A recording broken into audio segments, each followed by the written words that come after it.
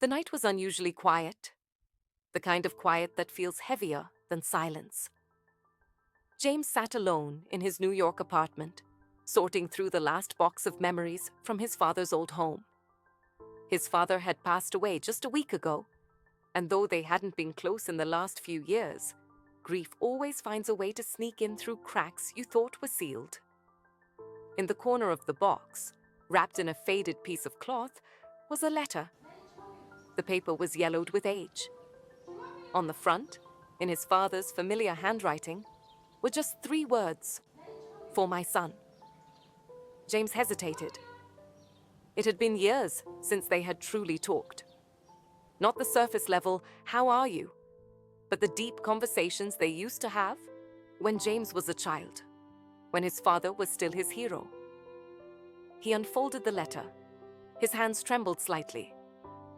"My dear James, if you're reading this, it means I've already left this world. But I wanted to leave something behind. Not a will, not money, not any instruction. Just my heart, poured into words. I know I was not always the father you needed. There were moments when my anger, my pride, or just my silence built a wall between us. I see that now. And I am sorry. Not just in words, but with every beat of a heart that failed to express it while it was still beating." James paused, his eyes misting. The old man's voice echoed in his ears like an old vinyl record, dusty but real. "I remember the day you left for college. I wanted to hug you. Instead, I said, 'Call if you need anything.' What I meant was, 'I'll miss you every second.'